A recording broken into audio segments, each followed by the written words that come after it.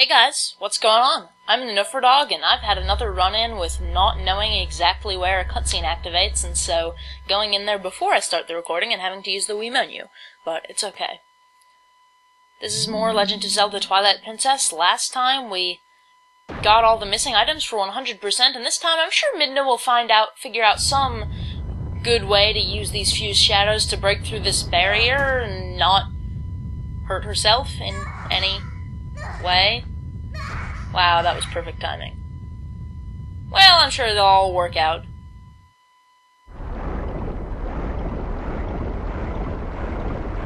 What? What the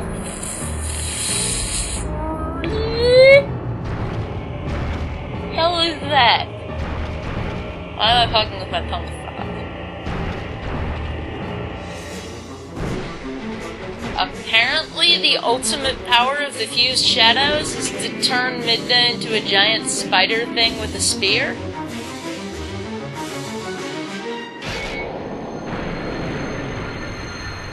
Well, that's creepy, but it broke the barrier, so it works, right? Right?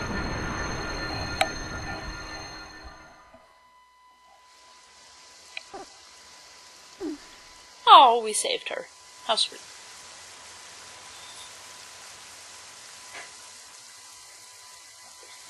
Hopefully my commentary today won't be crap like the last episode. Of course, the last episode was kind of a special case because it was the getting all the missed items episode. But this time around, I just banged my fist down on the futon dramatically. We are entering the next dungeon, so it's exciting. Hee hee hee. Ha ha ha. Hoo hoo hoo. Ho ho ho. Hee. Okay.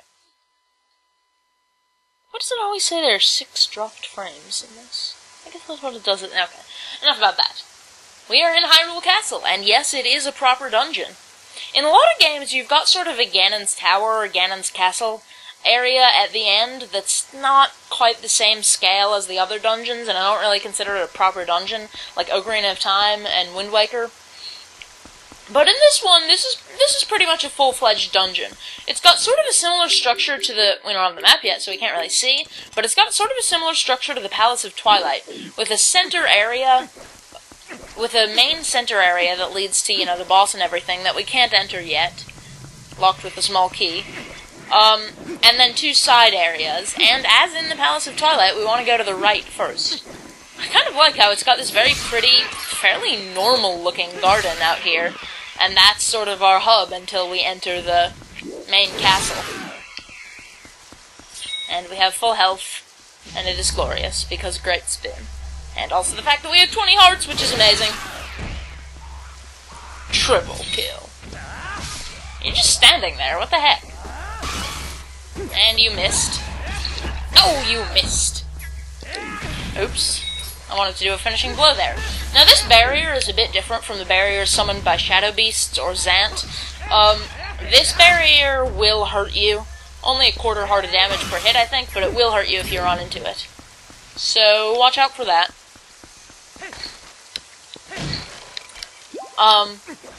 But yeah, on we go into the right area. So, like, this first part is basically all outdoors. And then once we enter the main castle, it becomes more sort of standard indoor dungeon stuff. I don't think this is a very hard dungeon. It's not that long. And I don't think it's all that difficult. But here's a whole load of bokoblins. The thing about this dungeon is it's less focused on puzzles. It does have several parts where you can, like, choose to go on the left or right path. Most of the time it never really makes much of a difference. But, in fact, here at the beginning, both paths are mandatory, so there's really only one point where it's like that. But, this is a very combat-focused dungeon. There's not much in the way of puzzle solving here, but there are a lot of enemies to fight, and I saved and quit, even though I'm recording this on the same day as the last one, so it has to remind me how much each type of rupee is worth. You'd think, with a maxed-out wallet, I'd know this. Alrighty. Go through here. This area is, I guess, divided into sort of 3 little areas. So there are no pieces of heart in this dungeon. So, there's not really anything important in terms of, like, getting all the chests. There's just a ton of rupees in this dungeon. So we'll definitely be set if we ever want to use the magic armor. I mean, we already kind of are with more than 800 rupees. But, here we have a sort of mini-boss, you may have guessed from this arena-like area. Of course, this is a combat-focused dungeon. Practically everything's a mini-boss. Yep! It's this guy again. How are you alive? I have come to play. Apparently he talks. Just deal with it, once again. I guess I can accept him surviving the last match. After all, we did see him actually walk off. But the first 2 times, I just can't get over that. Why are you alive? Why are you not dead? You should be, like, just splattered at the bottom of... Is Zora's River under the Bridge of Eldin? I think it is. So I just got hit by one of his attacks and lost like 3 hearts at once. So as you can see, he does do a lot of damage, but he's just so slow that, as usual, he can't do a whole lot to you.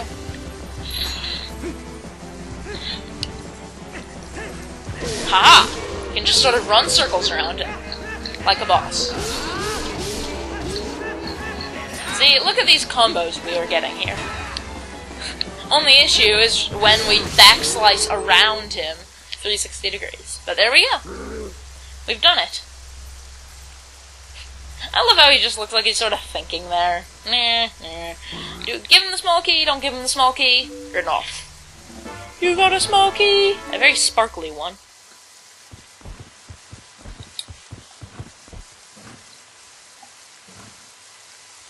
I follow the strongest side. That is all I have ever known. So yeah, almost a little bit of a turnaround with his character, if you can call it that. It's the only time he talks in the game. But Ark, he spoke. Yeah, I'm just as surprised. Well, if I hadn't played this game several times before, I would be just as surprised as you are, Midna. Not really, because I have played it a lot before, but I'm sure I was the first time I played it. I'm just looking for hearts from that one hit attack with the axe. He didn't even hit me with the blade, he just sort of knocked me back, and it did 3 hearts of damage. Or I might have already lost some health. I thought I got it short. I don't know. Maybe it just did 2 hearts, but whatever. With 20 hearts, it's not too big a deal. And all the healing items we basically have 2 Great Fairies tiers, thanks to that amazing luck of just randomly finding the rare Chew Jelly. I guess what it does is it just sort of randomly spawns one, or like randomly replaces one of the other Choo Chews with a rare golden one. Oh wait, I'm doing this wrong. Huh. We're doing it wrong. Yep. That's me. I think what you're supposed to do is come around here. Yeah, and go up the stairway. Actually, it probably doesn't make a difference, because I don't really see why there would be anything mandatory up here, but I think there are probably maybe some bonus chests. Well, okay, I'm not seeing any chests, but there's some bonus rupees in barrels and crates and things. So that's just a shortcut, so there was actually no need for me to do that backtracking. There are some little hidden chests just off in random corners here, but they're all just rupees, and as I've said, at this point in the game, we don't have too much need for rupees, so even once we get the compass and we can see all those chests that we missed, I'm not going to go back and get them like I might in some dungeons. Alrighty. So I'm thinking this dungeon is going to be 3 episodes. We'll have one right here where I'm going through these early parts off to the side, and maybe go a little bit into the main castle. And then another where I do the main castle, and then episode 58 of this LP will be me actually finishing this, will be me doing all the final boss, ending cutscene credits stuff. Right up at the end here. And if I do that, then I will have correctly predicted that this LP will come close to hitting 60 episodes, but not quite reach it. Yeah. Skill? I don't know. This is a good place to do some sniping with the bow. Oh, hello. You red guys are resilient, so I might as well just use my sword on you. Stab Stabby, stab, stab. I'm getting shot at. They're shooting at me. You can pick up these arrows if you run over them. Ah! I think my arrow knocked his arrow out of the air and then hit him. That's pretty badass, gotta say. These barrels are explosive, so kind of want to try not to hit them while I'm near them. Great spin! The great spin is more useful than I thought it would be, I have to say. I didn't really use it much in my practice run, but it's actually proving to be pretty neat. Because just the fact that it does have a damage boost, and the fact that it can one-hit kill enemies like the red bokoblins makes it actually pretty decent. So we want to get on one of these boars and charge around. Always a pleasure. Except when you run into walls, that happens. You know what, I'm just gonna get back on the other boar because they take so long to stand back up again. I'm just gonna, have, a relay thing going, where I, taking each boar in alternately, using both of them. Okay, so I did even worse with that. Shut up.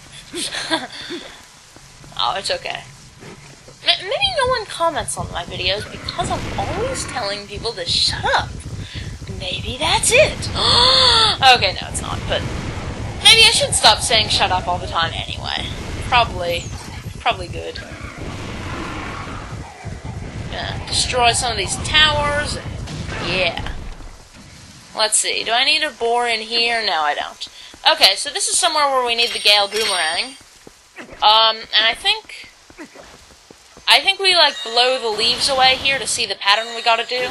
These posts with the turnstiles on them are in a Triforce pattern, but we gotta spin them in an order. A lot like getting the big key in the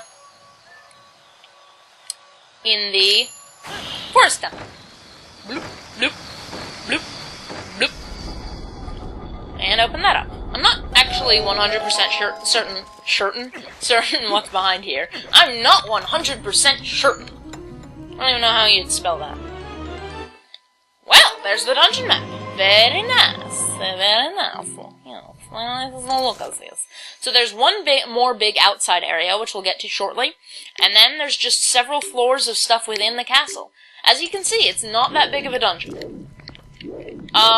Let's see. Do we climb up here?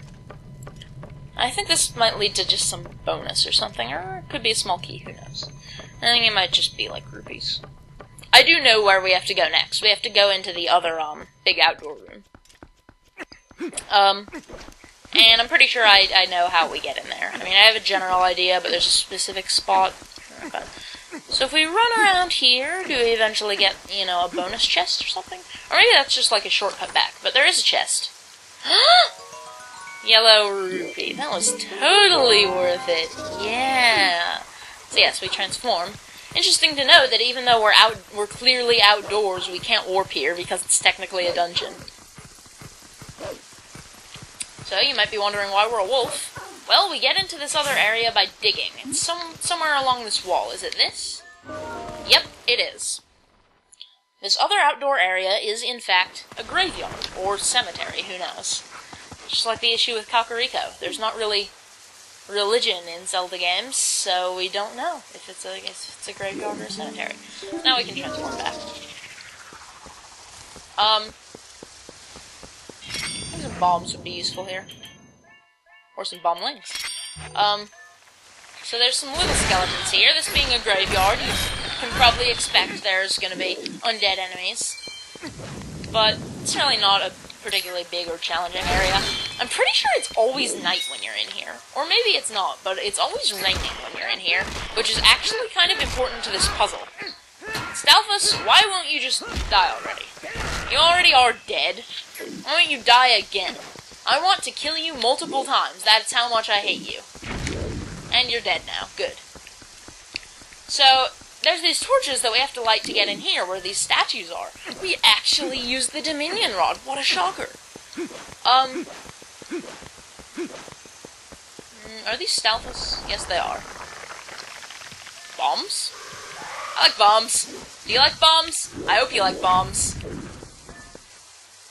Haha.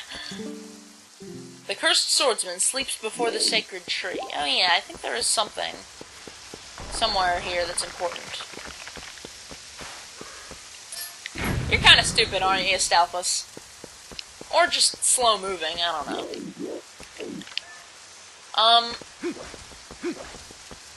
Oh, right, okay, so to open that bit up, we first have to go around as a wolf, and if we sense mode in front of this tree, we can see there's these ghosts of soldiers around it. And we dig here. Maybe we bomb here, because that actually looks like solid rock.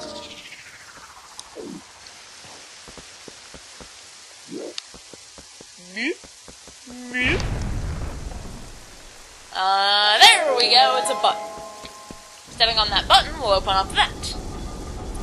Koifect, even. Koi. Actually, people don't normally eat koi. I don't know if koi are tasty. Are koi tasty? Is anyone out there eating koi? Probably not. I just like saying Koifect. Because I like fish. But there's some money. Mana. Red rupeh. They're now rupehs, not rupees. Rupehs. Green rupee in a chest, really? I bet I could find more valuable rupees by smashing pots and even cutting grass. You can find blue rupees. Sometimes yellow. Oh yeah, and so there's a refill of lantern oil, which I actually am going to use, because I almost ran out in one of those caverns with heart pieces in it. So now, what we have to do is light this, and somehow that makes the rain stop temporarily. Somehow. So now what we gotta do is run over as quickly as possible to this other place that has these torches in front of it, and light the torches before the rain starts again to open up this thing. Koifect. Or Koifect. Maybe Koifect should just be I should just coin that phrase, and that can be part of my shtick. Oh, there's a sign here. Door opens where specters gaze. Good to know. I'm not sure what exactly there's a hint at, but there are a few different times here where you can look for, where you can turn into a wolf in sense mode to look for, to find something, important, like where a switch is or something, like what we just did with the finding the button that we had to bomb for underground. So, this is another instance of just using these guys as platforms. We've got little slots for them, so once we get them in position, we cannot move them. So, the game is telling us in a very transparent way where we're supposed to put them. Yeah. Well, it's not bad game design. It's a little easy then. And now we take this thing and pull that open. What's gonna be in here? Actually, this area may have been completely optional, because that might just be the compass. No, it is a small key, so yeah, that was important. I was pretty sure the graveyard was mandatory. You've gotten everything you can out here. Now get in the castle through the front door. Yes. So I guess we need the 2 small keys to get in the front door. Because we open up the front door with one of them, and then I think there's gonna be a spot inside where we need one. That would explain it.